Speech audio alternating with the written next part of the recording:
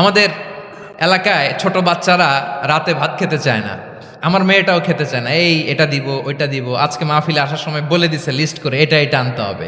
তো ছোট্ট বাচ্চাদের অনেক বায়না থাকে, ওরা রাতে খেতে চায় না। তো মায়েরা বিভিন্ন ভয় দেখায়, এই বাঘ আসবে খাও, এই ভূত আসবে খাও। আপনারা কি বলেন চট্টগ্রামে? ভূত আসবে, বাঘ আসবে, খাও খাও খাও, তাড়াতাড়ি খাও। তো বাচ্চারা এগুলো শুনে ভয়ে খেতে শুরু করে।